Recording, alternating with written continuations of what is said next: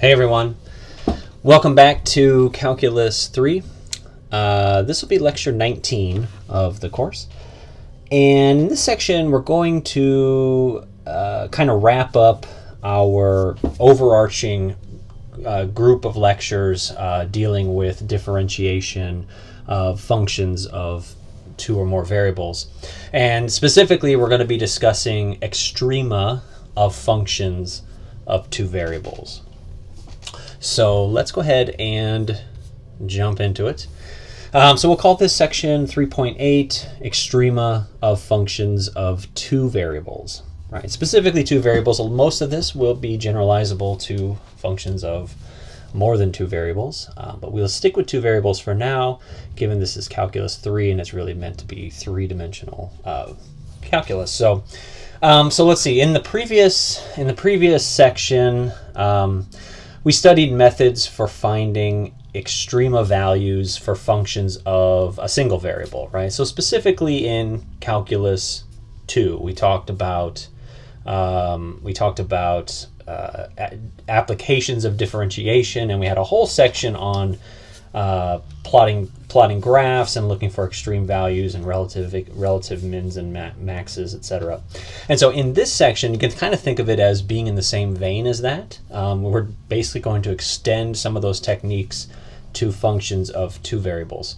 And we're not going to, this is not going to be as exhaustive as the treatment that we saw in Calculus 2, but it will be a lot. I think what you'll find is that a lot of those same ideas extend naturally into these higher dimensional functions. So to start with, I think what we'll do is we'll extend the extreme value theorem to multivariate functions. So let's start by describing, what do we mean by mins and maxes. So let's let f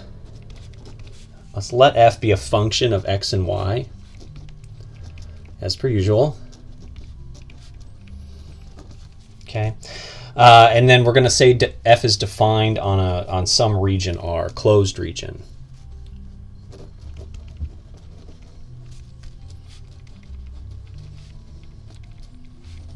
Okay, so f is a function of x and y defined on a closed region R. Okay, and we're going to define f of AB and f of CD, right? So hold on, let's define f of AB. So this is some particular value, and f of CD, okay, such that f of AB is less than or equal to f of xy, which is less than or equal to f of CD. And this is going to be true for all ordered pairs xy in this region R.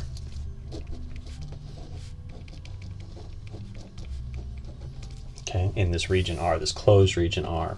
Now, what this is used to define is the idea of a minimum and a maximum on a region.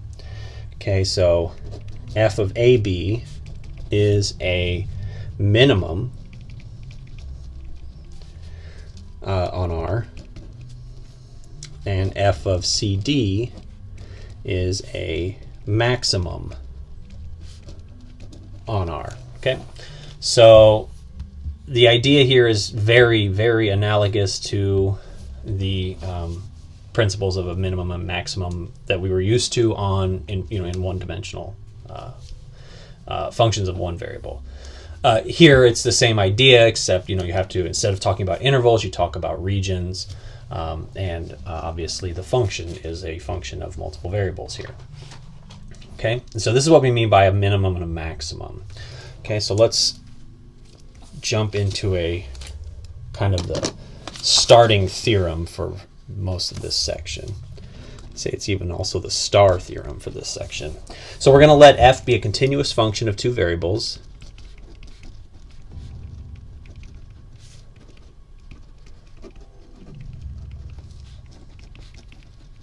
Okay, x and y, defined on a closed bounded region R in the xy plane. Okay, all right, so f is a continuous function of two variables, x and y, defined on a closed bounded region R in the xy plane. Okay, here's what we've got. So now the key thing here is there's a couple key things. So first of all, bounded, right? What does that mean? Well, it means that the value of the function is always finite. Like we don't have any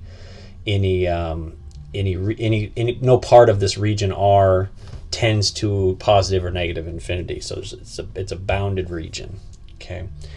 So in the language of Calc 2, what we would mean here is that the interval doesn't have any asymptotic points or anything like that, right? So it's bounded, meaning there are finite max and mins. Okay. So there's two parts of this theorem. The first one is that there's at least one point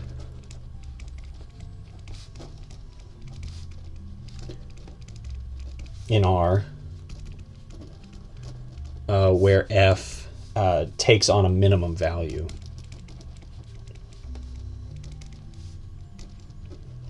Okay, and then secondarily, there's at least one point where f takes on a maximum value.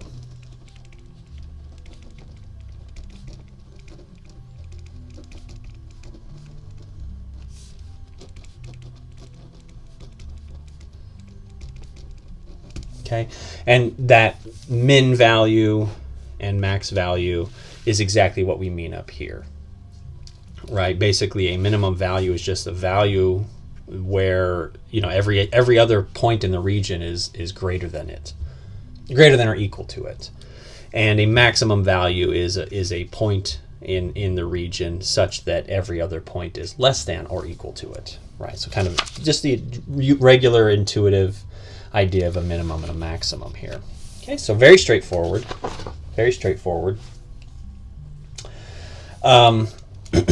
Yeah, so that's the starting theorem, and we'll be expanding on this a fair amount here in a moment, right? But when we say minimum and maximum, we usually mean, I guess like everyday parlance, we usually mean absolute minimum and maximum. So by min max, we usually mean an absolute min or max. Okay, I mean typically that's what we mean, but we can I guess contrast that idea of an absolute min max with the idea of a relative min and max, right? So the relative min and max is something again that we saw in calculus, previous calculus courses. I guess it's calculus 1, not calculus 2. But we talked about, the relative min and max there versus the absolute min and max, right? So relative just means it's a minimum or maximum for a particular subset of a region, right? A particular subset of the whole space, right? So let's define that idea for the case of three-dimensional space. Right? So let f be a function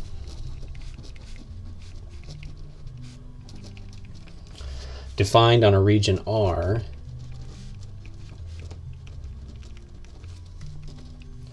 containing some point x naught, y naught. Okay, so you got some point in a region R, and f is a function defined on that region. And so what do we mean by relative mins and max? Well, let's start with the relative minimum. F has a relative minimum at this point x naught, y naught. Okay, if f of xy is greater than or equal to f of x naught, y naught for all xy, okay, xy ordered pairs in an open disk, okay, centered at x naught, y naught. I'm not totally sure. I'm not sure it has to be centered at x naught y naught. I'm sure there's a way to make it so that it isn't centered at x naught y naught.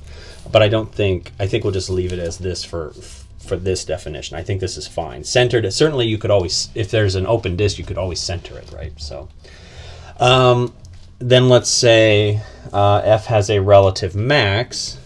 It's the same idea.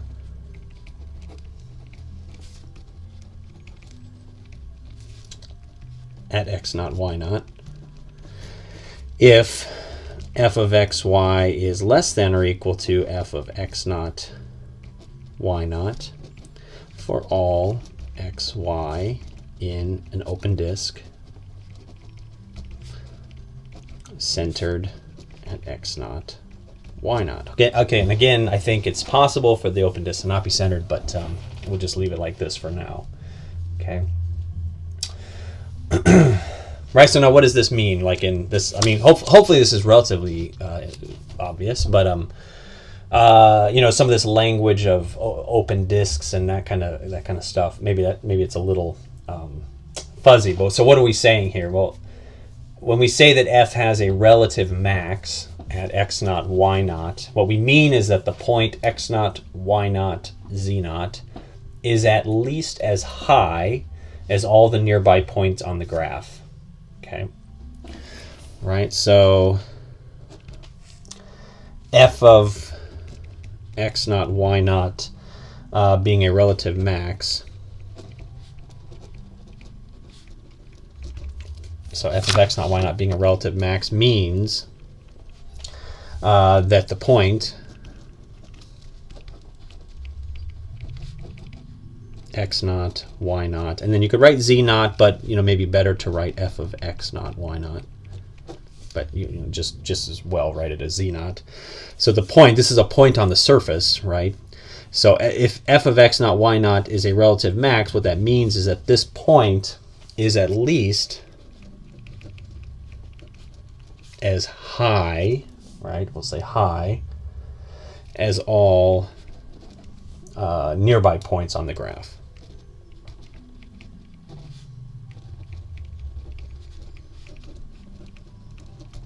Okay. Okay. So, and then let's talk this through a little bit further here. So let's say we've got a region R. Okay. Now, if I've got some point in R, you know, x naught, y naught, then in order for x naught, y naught to be a relative max, there needs to be some open disk around that point such that this point produces the highest value on the z-axis.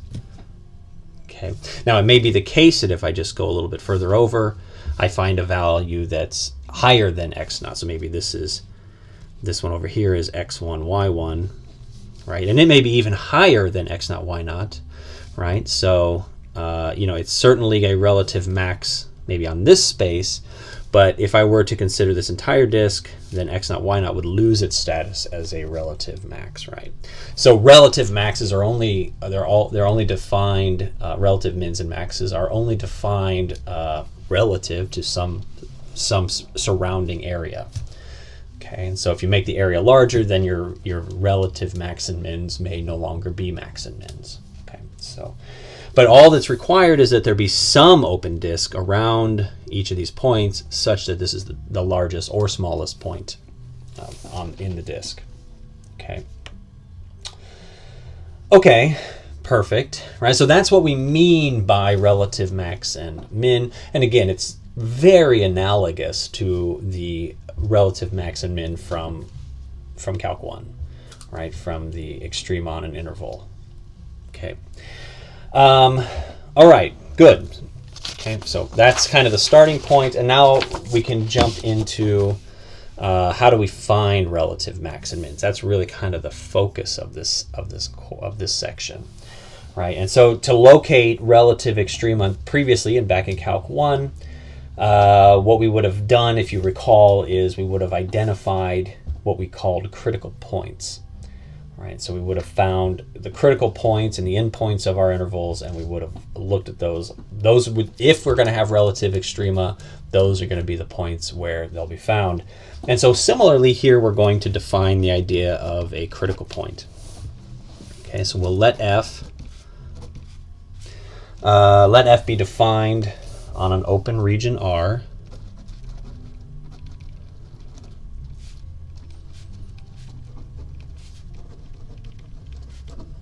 Okay, let f be defined on an open region R containing x naught, y naught. Okay.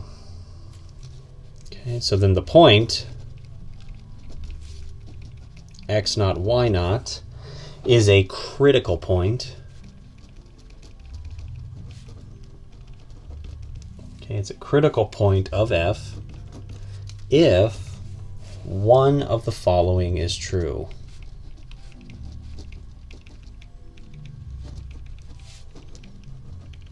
Okay, one of the following. First thing, are the partials both 0? So this is one criteria, right? The partial derivative of f with respect to x evaluated at x naught, y naught equals 0, and the partial derivative of f with respect to y evaluated at x naught, y naught is equal to 0 as well. So both partials need to be equal to 0 at that point. The other option is that the partials do not exist, one or the other of them. So either the partial with respect to x or the partial with respect to y, now both evaluated at x naught, y naught, do not exist. Okay. Okay, now let's talk through this. Where does this, what's the justification for this? Okay, so let's talk through this. Okay, so just to recap, there's, you have some candidate point x naught, y naught for critical point status. In order for it to be a critical point, at least one of the two of these must be true, right? Well, really only one can be true, right? So either the partial derivatives both exist and are equal to zero when evaluated at the point, or one or the other does not exist. The partial with respect to x or the partial with respect to y do not exist. If either of these are true, then the point is considered a critical point, meaning that if a relative max-min is going to exist, it is likely at one of these points. Okay, so let's talk through the justification for this. So recall that if f is differentiable,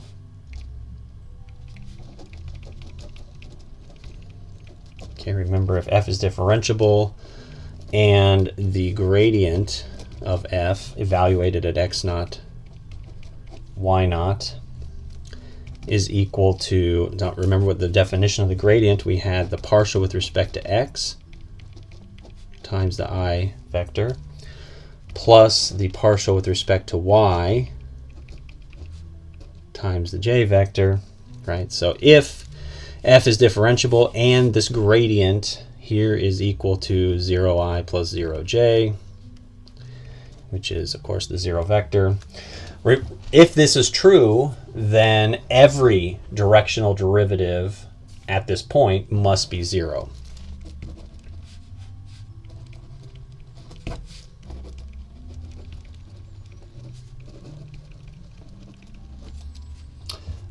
At x naught, y naught.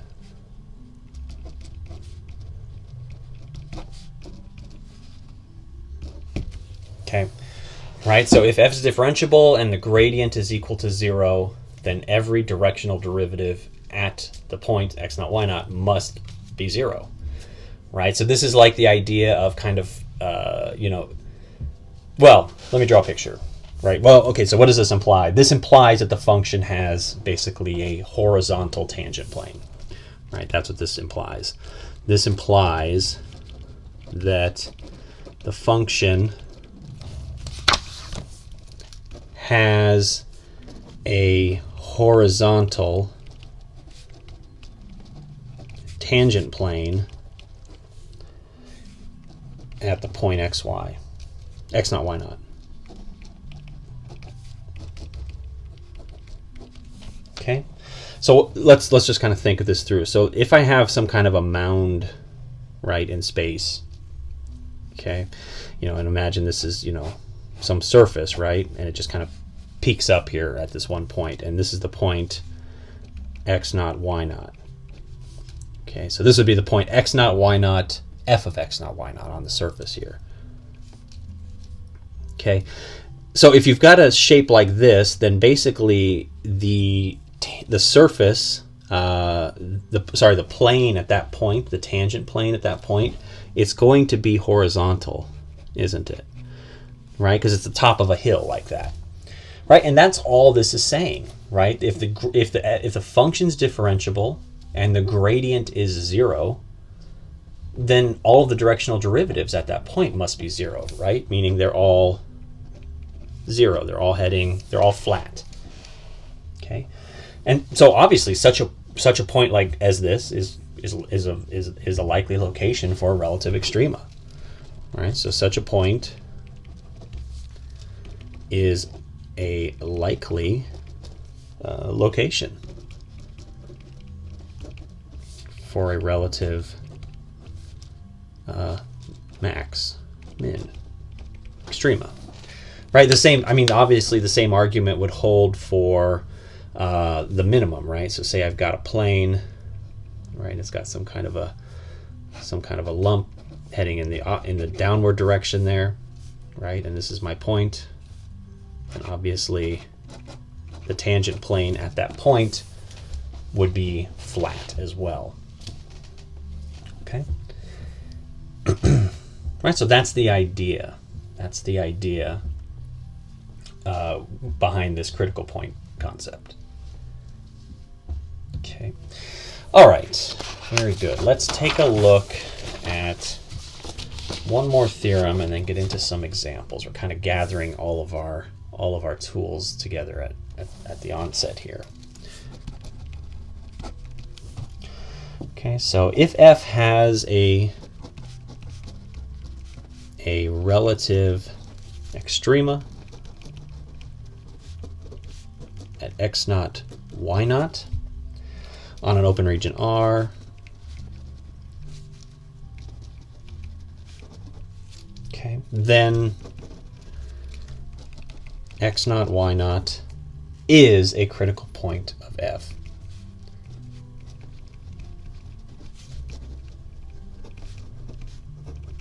Okay, so basically this, so I guess previously we had said, hey, critical regions are good place to start looking for relative extrema. They're better than good. In fact, if you have a relative extrema, it's going to definitely take place at a critical point, right? Meaning a point where both the partials are equal to 0 or one of the two at least does not exist, right? So it's not that critical points are good places to look just because, but there are lots of other good places. They have to, relative extrema have to occur at critical points. That's what this theorem says. Okay.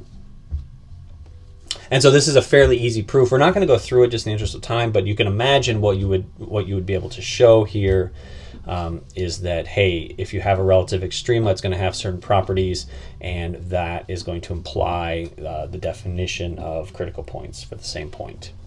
Right, so relatively easy to prove. Let's do an example.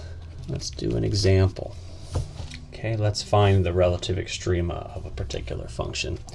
So determine the relative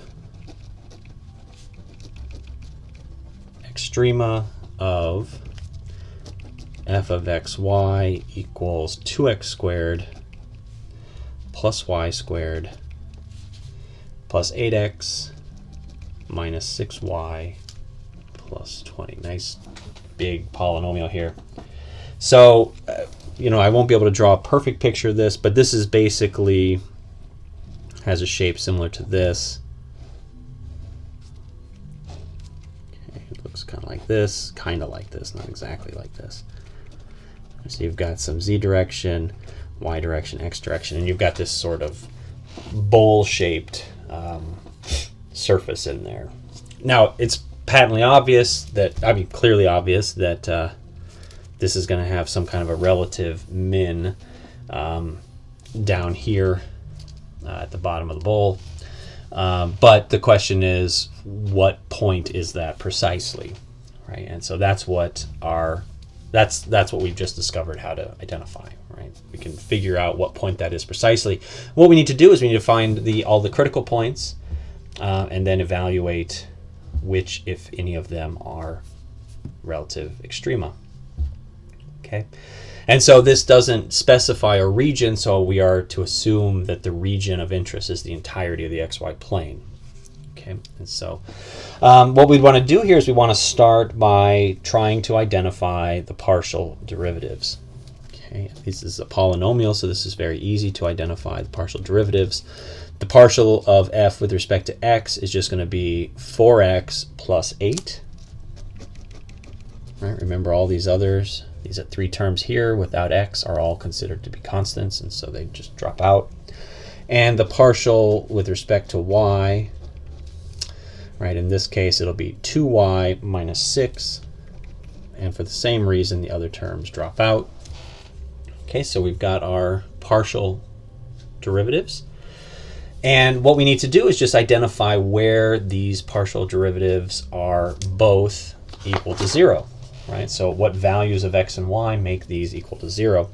And this is very straightforward. You can start with the partial with respect to x, and just say 4x plus 8 equals 0. That means that 4x equals negative 8, and so x is equal to negative 2. And at the same time, you could look at this guy here, 2y minus 6 equals 0. So that means 2y equals 6, and so y equals 3. And what does this show us? Well, it just tells us that, so this tells us that negative 2, 3 is a critical point.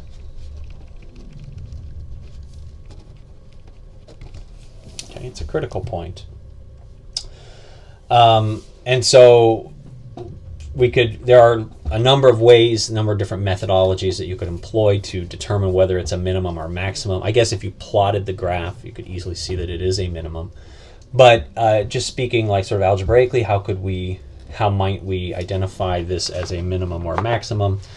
Well, I think algebraically we could use kind of the following argument. Let's rewrite our original equation.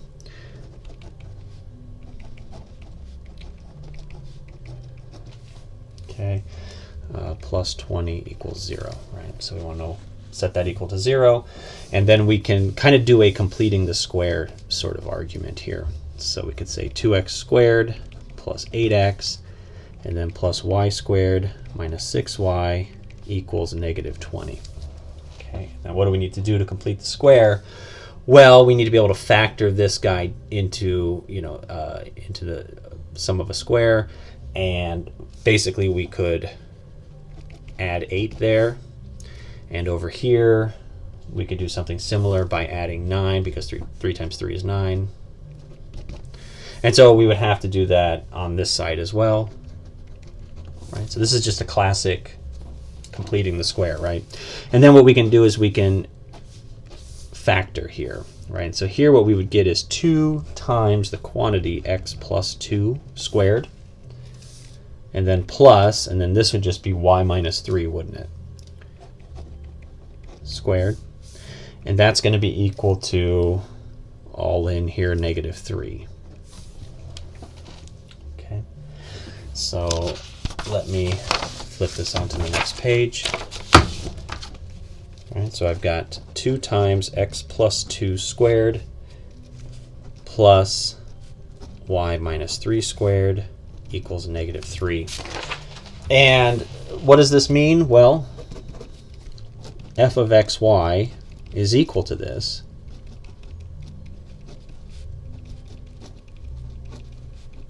Right, so we again bring the negative 3 back in by adding it to both sides. Right, and then it just kind of looking at this expression, you can see, well, this here is always positive. And this here is always positive. Okay. And so a minimum obviously occurs at negative 2, 3.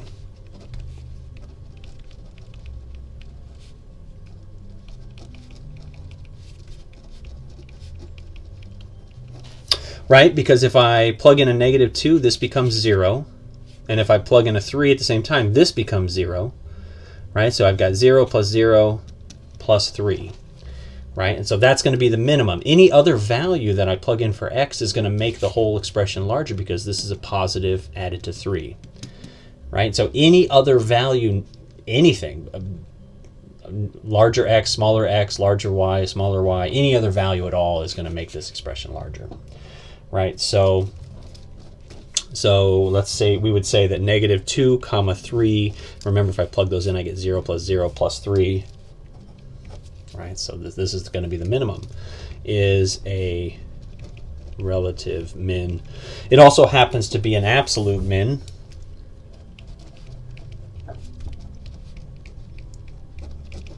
Based on just the way the graph looks. Right? So we kind of see that. Okay, very good. So that's one example. Okay, and let's do one more example for this section. And this is going to be a similar kind of example. Again, just given a function, let's find a relative extrema. So let's say determine the relative extrema of f of xy equals 1 minus x squared plus y squared to the 1/3 power. Okay, and so this one will be similar in approach to the previous. So step 1 is to identify the partials, because that's what we'll need in order to determine any critical points. Right? So let's try to calculate the partial with respect to x. Okay, now this is a pretty straightforward derivative to calculate. Just don't let it confuse you. You just have to use the chain rule on here. Remember that y is a constant in this scenario, as is 1. And so this would be like negative 1/3, and then you differentiate. This is again differentiating the outside. And then you have to go inside and differentiate the interior part, which is just 2x. Oh, sorry, this should be a negative 2/3, right? So we're subtracting 1 from a third. Okay, so we bring the 1/3 down, that's the negative 1/3, and then 1/3 minus 1 is negative 2/3. And that differentiates the outside, and then differentiate the inside as well, and that gets you the 2x.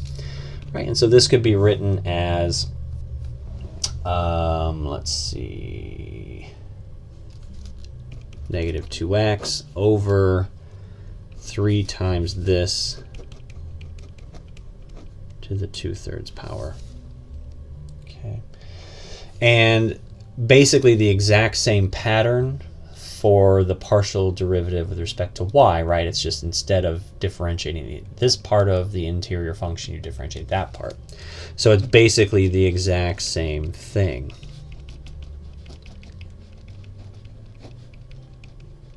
Except a 2y instead.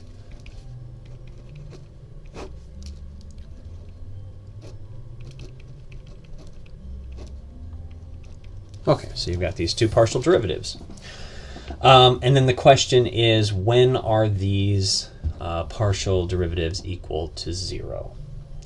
When are they equal to 0? Well, if x is equal to 0, well, so what we could say is that clearly the partial with respect to x equals 0 when x is equal to 0, right? This guy is going to be equal to 0 when the numerator becomes 0, and that happens when x is 0.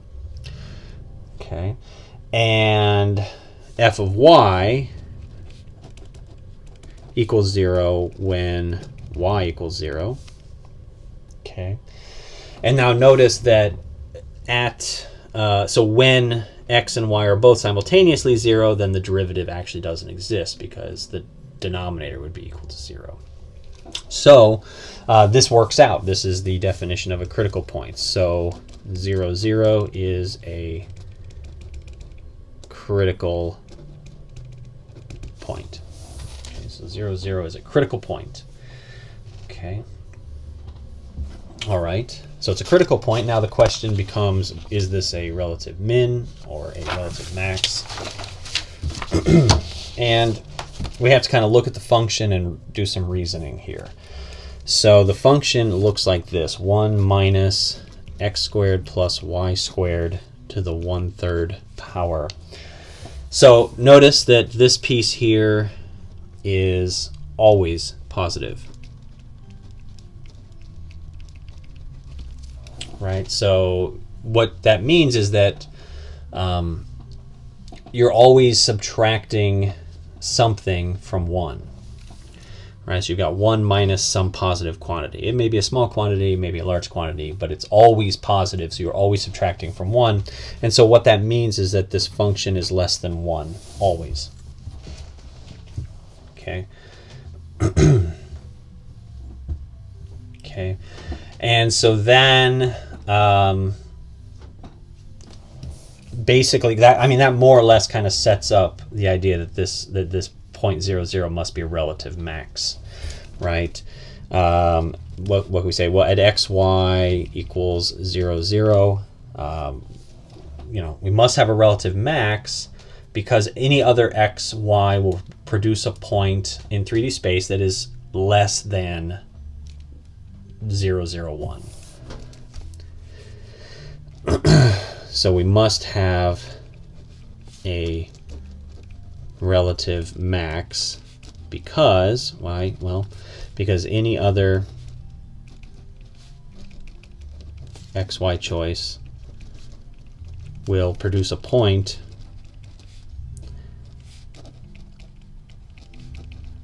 that is lower than 0, 0, 1 on the z-axis. Okay, so this is the max point, right? Now, what does this function look like? What does this guy look like? Well, this will again be a terrible drawing, but it looks a bit like this. It's kind of like an upside down top or something, right? And so you've got the y-axis here, you've got the x-axis coming out like this, and then the z-axis coming right out the top, right? And right here is the point on the surface 0, 0, 1. Okay, this would obviously correspond to the origin in the xy plane. 0, 0 is right here, but this is 0, 0, 1, so it's 1 unit above the xy plane on the z-axis. Right, and so you can kind of see by this drawing that, again, this is kind of rounded. It's a terrible drawing, but you can see on this drawing that any other point is going to tend to lower the value on the z-axis. Okay, and that's what we can see analytically by just sort of looking at this expression. Okay, very good. All right, so again, this is a little bit of a shorter section. We just wanted to, basically what the takeaway here is that all of the ideas from Calculus 1 applications of differentiation can be extended to 3 dimensions. Can be extended into 3-dimensional space, right? Functions of 2 variables. And we just kind of touched on a couple of them. There are more examples that we could do, but I think in the interest of time, we'll just kind of, just because we have some longer lectures coming up, we'll just kind of cut this one a little bit shorter. Okay, and this is going to do it for our applications of differentiation, right? And so we've gone over a lot of different things. And this is going to pretty much be the wrap-up of that work. Now, what we'll go into next time is what we'll get started on is the idea of multiple integration, multiple integrals. Right? So we'll start with iterated integrals, and then we'll work through what the meaning of all of that is, and we'll eventually get all the way into triple integrals, which is usually everybody's terribly fearful of multiple integrals and specifically triple integrals. But we'll see that there's nothing really to fear with them. They're just kind of computationally heavy. Not a big problem though. All right, and I think it is the best part of Calculus 3 is the integration part, in my opinion. So, all right, take care, and we'll see you all. We'll see you all next time. Take care.